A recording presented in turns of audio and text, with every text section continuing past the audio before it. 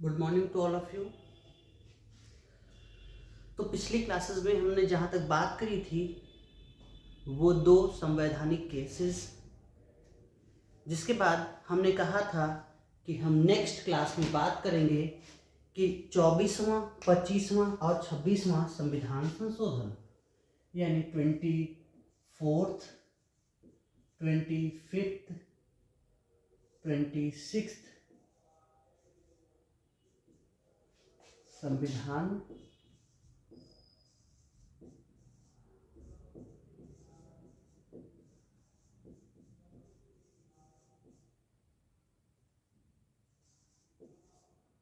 कमोवेश ये वो स्थिति थी, ये वो दौर था जब मूल अधिकार और निदेशक तत्वों के बीच में खींचतान शुरू हो चुकी थी कि राज्य किसे लागू करेगा और क्या राज्य की जिम्मेदारी है।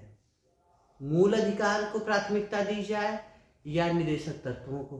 एक तरफ जहाँ पे न्यायपालिका कहती थी कि मूल अधिकार जरूरी हैं, क्यों? क्योंकि इसके संरक्षक हम हैं और ये संविधान द्वारा एक बाध्यकारी प्रतिबंध लगाता है। वहीं दूसरी ओर सरकार कह रही थी कि राज्य के नीति निदेशक तत्व ये बहुत जरूरी हैं। क्यों? क्योंकि राज्य का काम है निदेशन करना या निदेशक तत्वों के अनुसार काम करना। ऐसे में किस प्रकार से इन सभी संशोधनों द्वारा संवैधानिक स्थिति में परिवर्तन किया गया, इस पे हम चर्चा करेंगे। चलिए, तो हम जो सबसे पहला देखते हैं उसमें सबसे बड़ी बात होती है आर्टिकल 13, अनुच्छेद 13। तो अनुच्छेद 13 क्यों इतना महत्वपूर्ण हो जाता है, मैंने पहले भी बताया और अब भी बताया कि 13 क्यों महत्वपूर्ण है। 13 का महत्व इसलिए बढ़ जाता है क्योंकि कहा जाता है कि अगर भाग 3 के किसी भी उपबंध को न्यून करने वाले या फिर इसके किसी भाग का उल्लंघन करने वाला कोई भी बिल, विधेयक और उसके बाद में कोई कानून, नियम, उपनियम, रूढ़ि, प्रथा, अध्यादेश, आदेश, ये सब भाग 3 के किसी भी भाग या किसी भी एक आर्टिकल का अगर वो वायलेशन करता है तो वह उल्लंघन की मात्रा तक 0 होगा। ठीक है, तो प्रश्न ये आया पहले कि 368 क्या है, व्हाट इज 368?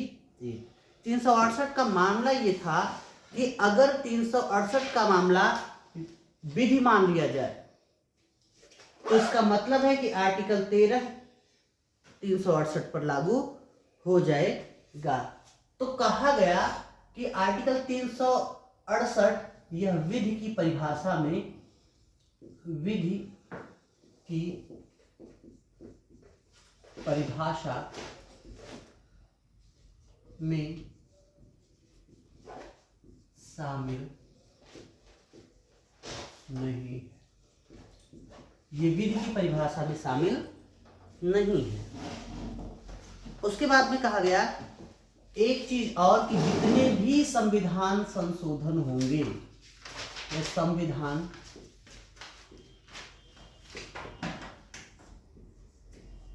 संशोधन क्या वह न्यायिक समीक्षा उनकी की जा सकती है? तो न्यायालय ने कहा कि ठीक है, हम इसका क्या करेंगे, न्यायिक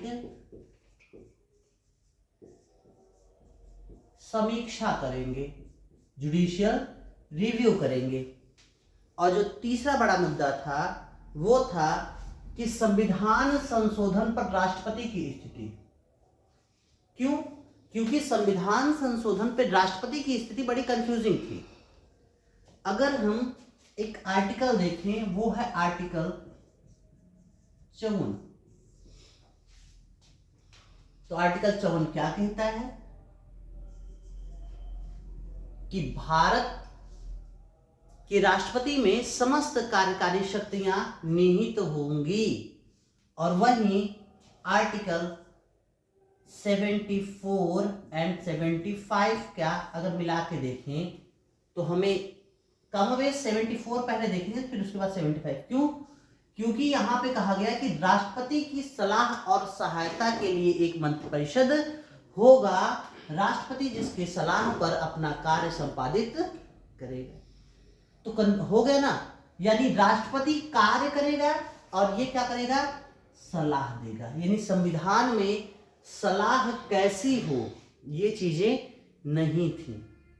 तो सुपीरियर कौन होगा ये समस्या बार बार निकल के सामने आ जा रही है। तो ऐसी स्थिति में यहां पे कहा गया कि संविधान संशोधनों का, न्यायपालिका द्वारा कहा गया कि संविधान संशोधनों का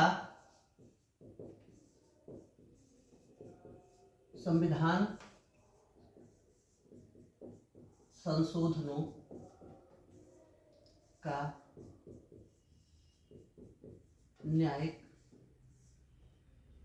परीक्षण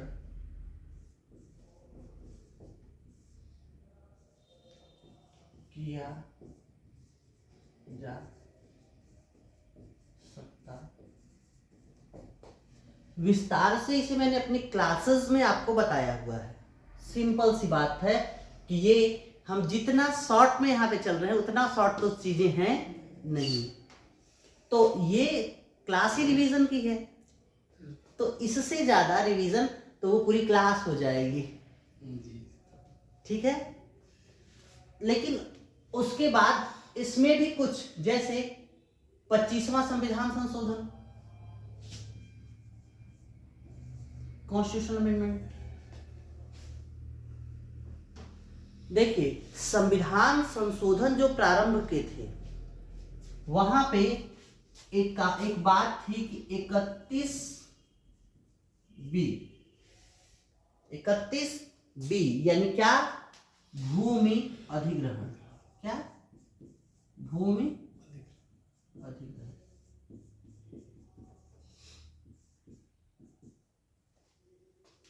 31B यानी भूमि अधिग्रहण और 31C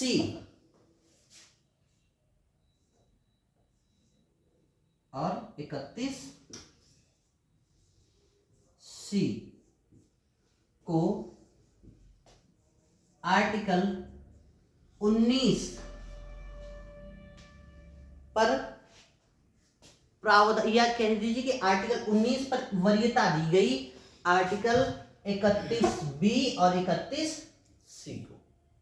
कहने का मतलब है कि अगर आपका संपत्ति अधिग्रहण होता है तो आप धरना प्रदर्शन वगैरह इस पे रोक लगाई जा सकती है, ठीक है।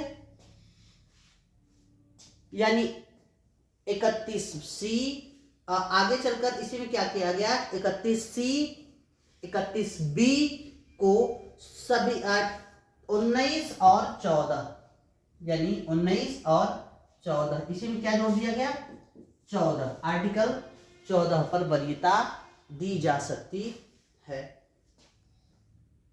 और आगे चलकर जब 26वां कॉन्स्टिट्यूशनल अमेंडमेंट हुआ, अच्छा एक बात बार बार समझ में आ रही, भूमि अधिग्रहण संपत्ति 31 क्यों?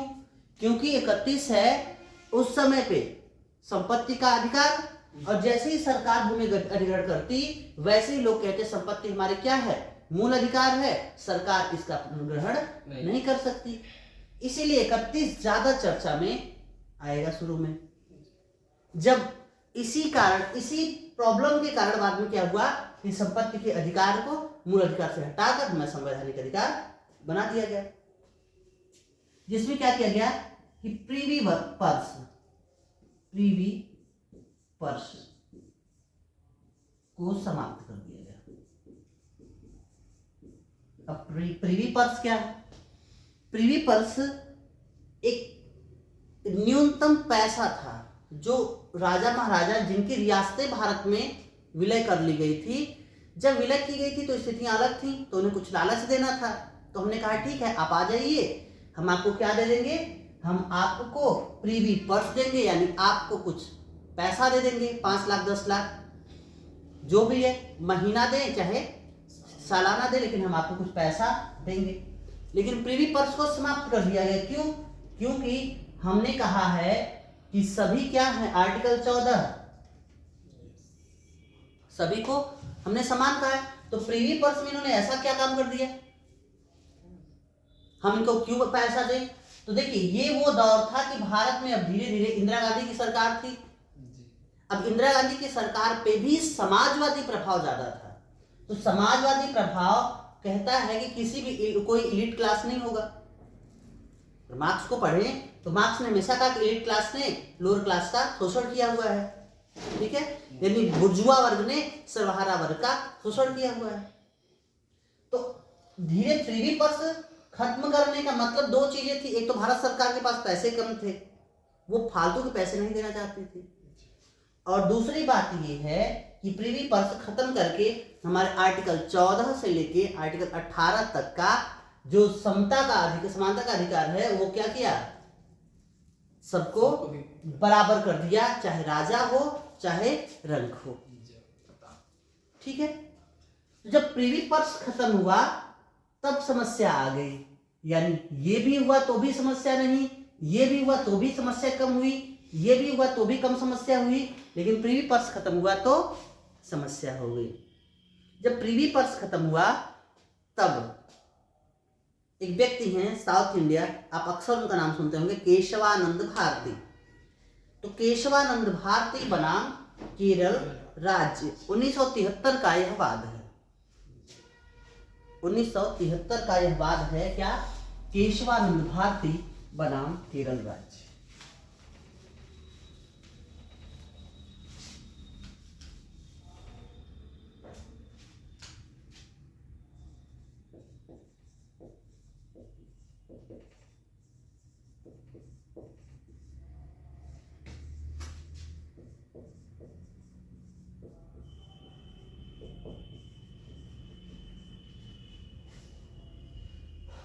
जिसमें चुनौतियां दी गई, संविधान संशोधन किस हद तक किया जा सकता है, क्या क्या संसद कर सकती है और क्या क्या संसद पे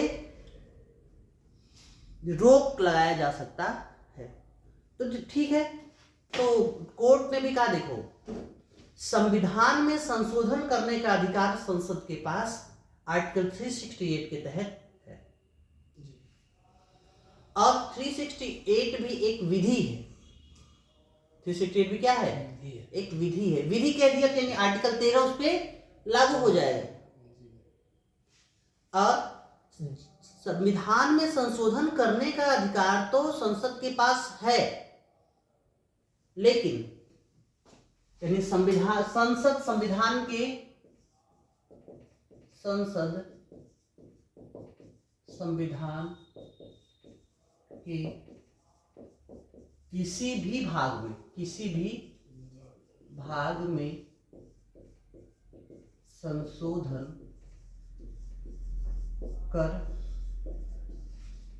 सकती है, परंतु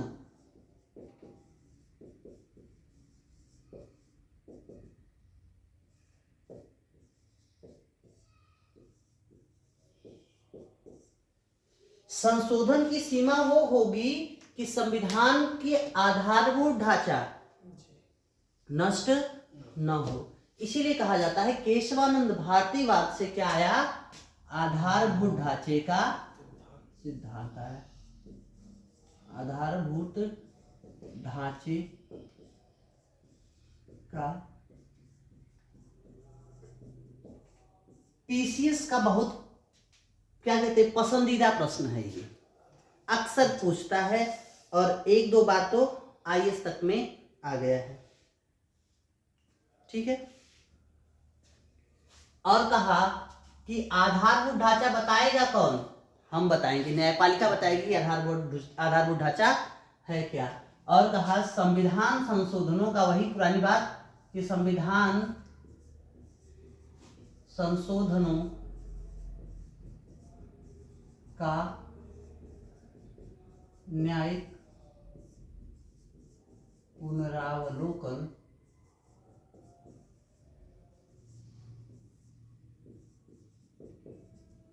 न्यायपालिका द्वारा। ठीक है, यानी यहां पे केशवानंद भारतीवाद में एक चीज निकल कर आया, आधारभूत ढांचे का सिद्धांत। तो प्रश्न एक बार आया था और वो ऑप्शंस में आया था कि आधारभूत ढांचा सुपरिभाषित, यानी क्या यह परिभाषित है? नहीं। तो परिभाषित नहीं है। ठीक है, और ये क्या होगा, समय समय पे न्यायिक निर्णय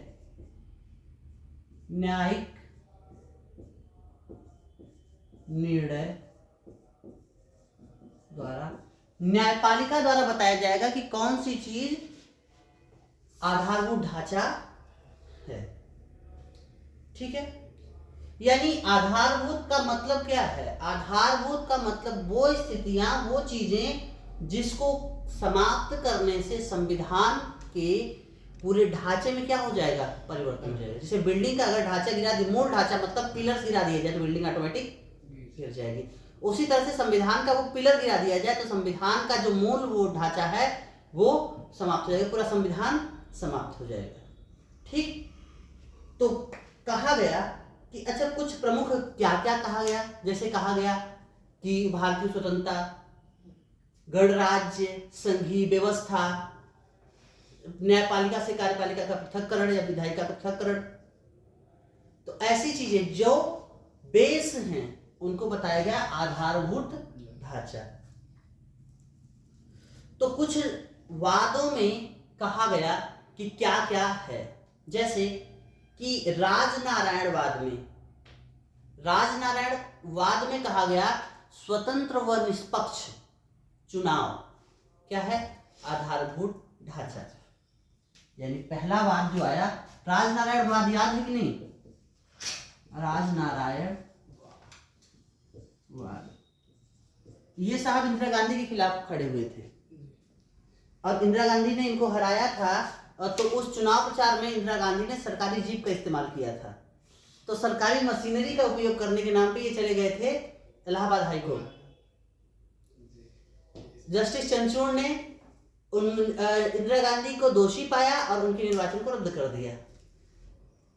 इंदिरा गांधी गुस्सा हो गई और तमाम चीजें और थी जिसके आधार पर भारत में इंदिरा गांधी ने आंतरिक अशांति के आधार पे राष्ट्रीय आपात की घोषणा कर दी थी। ठीक है, तो राजनारायण। अगला एस.आर. बोम्मई। एस.आर.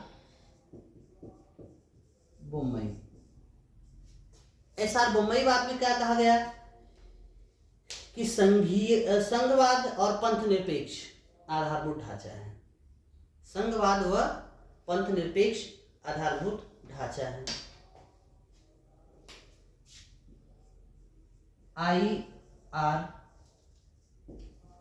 कोहिरो या फिर इसी कहते कोहिरोवाद। ठीक है, कोहिरोवाद या कोहिरोवाद कहा कि न्यायिक समीक्षा क्या है, आधारभूत ढांचा है। लेकिन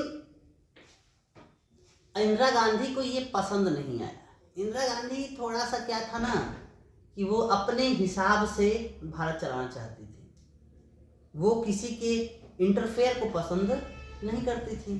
तो उन्होंने वैसा करने के लिए एक संविधान संशोधन किया जिसको कहते हैं 42nd कॉन्स्टिट्यूशनल अमेंडमेंट, 42वां संविधान संशोधन। कहा गया कि आर्टिकल 368 के क्लॉज 4 यानी विशेष बहुमत यानी संविधान संशोधन का न्यायिक पुनरावलोकन नहीं हो सकता। ठीक है, और यानी न्यायालय में इसे प्रश्नगत नहीं किया जा सकता। यानी जो सरकार ने विधि बना दिया वो बना दिया, उसे किसी प्रकार से न्यायालय में प्रश्नगत नहीं किया जा सकता। उसके बाद में कहा गया कि अगर 368 के क्लॉज 5 में संविधान संशोधन किया गया है, ठीक है, किसी प्रकार से संविधान संशोधन किया गया है, तो उसे भी हम न्यायालय में, या यूं कह लीजिए मिला जुला के जो मेन चीज थी कि किसी भी प्रकार का संविधान संशोधन न्यायालय में प्रश्नगत नहीं होगा। मिला जुला के 100 की सीधी एक बात कहा गया कि जितने भी नीति निर्देशक तत्व हैं, ठीक है, यानी डायरेक्टिव प्रिंसिपल्स ऑफ स्टेट हैं, उसे 14 और 19 जो पीछे बताया था 14 और 19 पर वरीयता दे दी गई। यानी अगर डायरेक्टिव प्रिंसिपल्स ऑफ स्टेट को लागू करने में 14 या 19 का उल्लंघन होता, यानी समता का अधिकार या वाक और अभिव्यक्ति का अधिकार, जैसे आज हमारे लिए आर्टिकल 21 ज्यादा इंपॉर्टेंट हो गया ना, वैसे तब आर्टिकल 19 था। सोचिए कि हमने आर्टिकल 19 को कितना ज्यादा संभाल के रखा है। क्यों? क्योंकि जब हम गुलाम थे तो हमें बोलने का कोई अधिकार नहीं था जी। और हम भारतीय हैं, बोलने के लिए हमें बोलना चाहिए, कहीं भी बोले, मंच मिल जाए, माइक मिल जाए, या ना मिले तो 2-4 ठो श्रोता, हम ज्ञान की उल्टी कर मारेंगे। और खास कर यूपी बिहार वाले, हम लोग तो भाई ज्ञान बांटने में हर समय से ऐतिहासिक काल से मशहूर रहे हैं। ठीक है, तो इसको यानी 42वें संविधान संशोधन को मिनर्वा मिल्स, क्या मिनर्वा मिल्स, ये लंबी कहानी मिनर्वा मिल्स की जो हम सामान्यतः जीएस की क्लास में आपको मैंने सुनाया था ये कहानी। यहाँ पे हम मिनर्वा मिल्स कि क्या क्या चीजें थी तो वो देखते हैं। कहा गया कि ये जो आप कह रहे हैं संविधान संशोधन का न्यायिक पुनरावलोकन नहीं किया जा सकता, ये क्या है? असंवैधानिक। ठीक है, न्यायिक पुनरावलोकन किया जा सकता है। ठीक, और कहा गया कि मूल अधिकार और निदेशक तत्वों के बीच में सामंजस्यपूर्ण संबंध है। यानी मूल अधिकार जो हैं वो साधन है और आगे चलकर जो आपका निदेशक तत्व है वो साध्य है, वो लक्ष्य है। तो साधन और साध्य में किसी प्रकार की प्रतियोगिता नहीं होनी चाहिए। जब किसी प्रकार की प्रतियोगिता नहीं होगी तो ये कैसा संबंध होगा? एक सामंजस्यपूर्ण संबंध होगा। तो PCIS में एक बार आया था कि मूल जो है एक सेंटेंस था कि मूल अधिकार और निदेशक तत्वों के बीच सामंजस्यपूर्ण संबंध है। तो है किस वाद में कहा गया? मिनर्वा मिल्स वाद में कहा गया। ठीक है, अब देखिए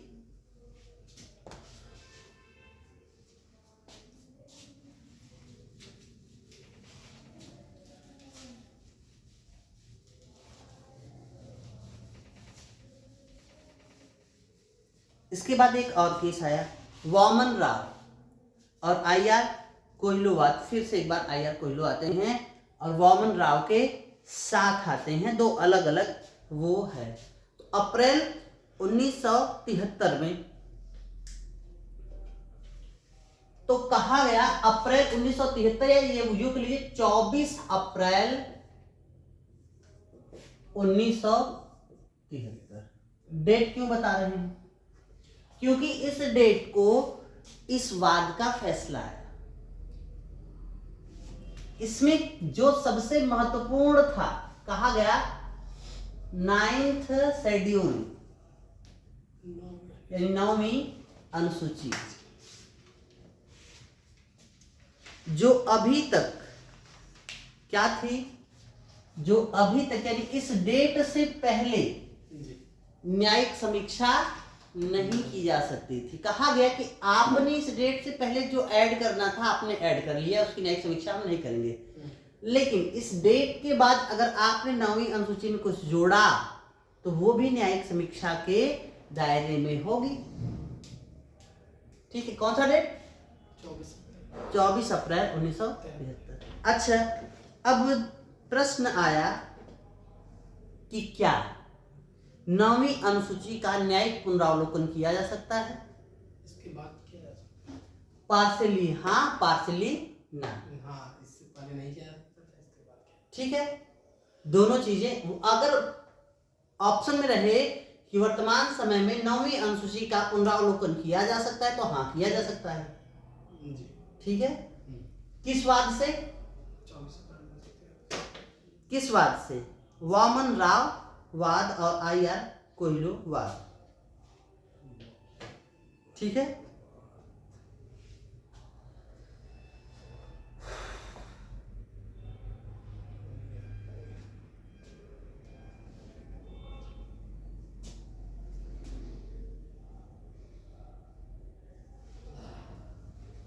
दो चीजें हैं कि इसके बाद में जो एक दार्जिलिंग का मुद्दा आया, वहां पे तमाम चीजें जब उधर बांग्लादेश की समस्या थी तो दार्जिलिंग का मुद्दा आया, क्योंकि वो उधर से बहुत सारे लोग बांग्लादेशी के आ गए, भारत में आ गए, तो कहा गया कि नागरिकता वगैरह आप देख लो, तो दार्जिलिंग का मुद्दा आया। उसके बाद में दार्जिलिंग का मुद्दा को 6ठी अनुसूची में डाल दिया गया, 9वीं अनुसूची में नहीं डाला गया। ठीक है, उसके बाद में नागरिकता वगैरह के लिए ठीक है हम जो है NRC करेंगे। ठीक है, NRC और करने के बाद में जो भारत के होंगे उन्हें भारत में रहेंगे और सबको बाहर कर देंगे। भाई हमारे घर में 4 लोग हम हैं, 10 लोग बाहर से आ गए, हम तो अपने घर में ही अल्पसंख्यक हो गए ना। असम गण परिषद का आंदोलन भी यही था। ठीक है, तो ये सारी चीजें हमने किस सेंस में दिखाई, भारत का संविधान कैसा है। ठीक है, तो संविधान क्या है? संविधान क्या है? संविधान जनता से जनता का समझौता है, एक दस्तावेज है, वो समझौता पत्र है। ठीक है, जिसमें भारत के संविधान में लिखित संविधान, संसदीय व्यवस्था, संघीय सरकार और नम्यता और अनम्यता का मिश्रण हमने देखा। और वहीं दूसरी बात, एक और शब्द है संविधानवाद। संविधानवाद क्या है? संविधानवाद वो है जो संविधान के पीछे का दर्शन है, जो कि एक लंबे समय के दौर में आया। ठीक है, तो संविधान के आने के बाद में जो मुख्य चीजें हुई, जो मुख्य केस हुए, जैसे हमने पढ़ा शंकरी प्रसाद सज्जन सिंह, गोलकनाथ, 25वां 24वां 25वां 26वां संविधान संशोधन, केशवानंद केस 42वां संविधान संशोधन, मिनर्वा मिल्स, वामन राव और IR कोहिलो वाद। ठीक है, तो भारत देखिए दो चीजें हैं, मैंने आपको बताया था अध्यक्षीय शासन प्रणाली में न्यायिक समीक्षा की जाती है और न्यायिक सर्वोच्चता है, और संसदीय शासन प्रणाली में संसदीय सर्वोच्चता है और संसद सर्वोच्च है। लेकिन भारत में क्या हुआ कि भारत में न संसदीय व्यवस्था ब्रिटेन वाली अपनाई गई, न न्यायिक सर्वोच्चता अमेरिका वाली अपनाई गई। हमने दोनों का क्या कर दिया, मिश्रण कर दिया, यानी शक्ति संतुलन के आधार पर या रीजनल रिस्ट्रिक्शंस लगाते हुए हमने तमाम संस्थाओं में शक्ति पृथक्करण को उस तरीके से नहीं लागू किया जिस तरीके से अमेरिका में लागू है। हमने कैसा किया, हमने अपने संविधान को चेक एंड बैलेंस, ठीक है, चेक एंड बैलेंस के आधार पे हमने संस्थाओं को शक्तियां दी और संस्थाओं को आगे बढ़ने का मौका दिया। ठीक है, अब भारत, अगर ये कह लीजिए कि भारत में क्या स्थिति, भारत में क्या स्थिति है, तो हमने संसद के पास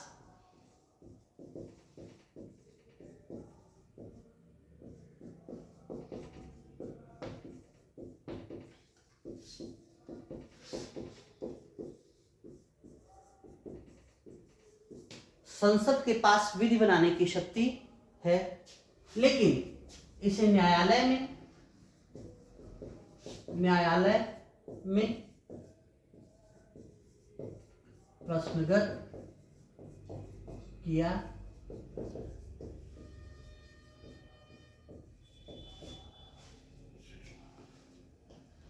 ठीक है, जी यानी न्यायिक समीक्षा आधारभूत ढांचों के आधार पर। अब एक चीज जानिएगा कि ऐसा क्यों किया गया, क्योंकि भारत में कोई एक संस्था इतनी इंपॉर्टेंट न हो जाए कि वो नागरिकों के जीवन को क्या करने लगे, कंट्रोल करने लगे।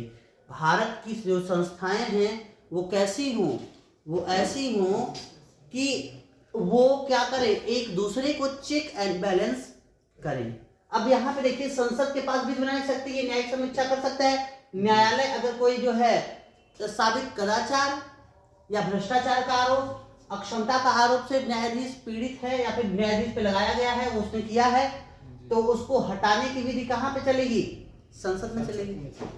यानी एक दूसरे को क्या किया गया, बैलेंस किया गया। यानी यहाँ पे नागरिकों को, भारत में संसदीय व्यवस्था है, तमाम चीजें हैं, लेकिन हमने सब मिला जुला के एक चीज देखी कि नागरिक अधिकारों को सबसे पहले रखा गया। ठीक है, तो जैसे प्रारंभ में क्या कहा गया कि ये कैसा होगा। देखिए, दुनिया में दो तरीके के जो है कानून होते हैं। एक होता है विधि द्वारा स्थापित, ठीक, एक होता है विधि सम्यक। विधि द्वारा स्थापित प्रक्रिया का मतलब है, विधि द्वारा स्थापित प्रक्रिया का मतलब ये है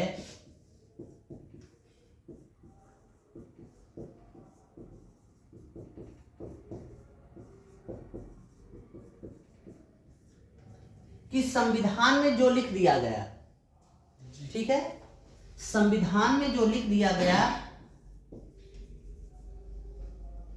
वही क्या है, न्यायपालिका न उससे आगे जाएगी न उससे पीछे जाएगी। जो संविधान में लिखा गया है उसी के अनुसार वो निर्णय देगी। लेकिन विधि सम्यक प्रक्रिया,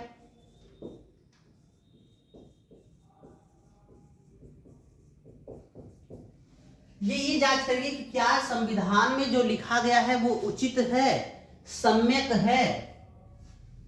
ठीक है, संविधान में जो लिखा गया है वो क्या सम्यक है, क्या वो सही है। इसका मतलब ये कहां पे होगा, यूएसए में। ठीक है, भारत में सर्वोच्च कौन है, सर्वोच्च संसद संसद है। वही सबका वो करता है। भारत में संसदीय सर्वोच्चता है, हमने बार बार बताया, ब्रिटेन में संसदीय सर्वोच्चता, भारत में नहीं है। भारत में तो दोनों को मिला के वो किया गया। भारत में क्या है, भारत में सर्वोपरि राष्ट्रपति है। जीएस की क्लास में मैं रट रट के मर गया कि भारत में संविधान सर्वोच्च है। जो है क्या कहते हैं, दोनों का कॉन्ट्रैक्ट या राज्य, व्यक्ति और व्यक्ति का कॉन्ट्रैक्ट जो बना वो कॉन्ट्रैक्ट सबसे ऊपर है। तो भारत में सबसे ऊपर कौन है, संविधान, जनता द्वारा बनाया गया संविधान। तो न हमारे यहाँ पे न्यायपालिका ऊपर है, न संसद ऊपर है। यानी भारत में ना शुरू में जब कहा गया तो हमारा जब संविधान शुरू हुआ तो विधि द्वारा स्थापित प्रक्रिया जो जापान से ली गई थी ये भारत में लागू थी। लेकिन एक देवरानी और जेठानी का वाद आया,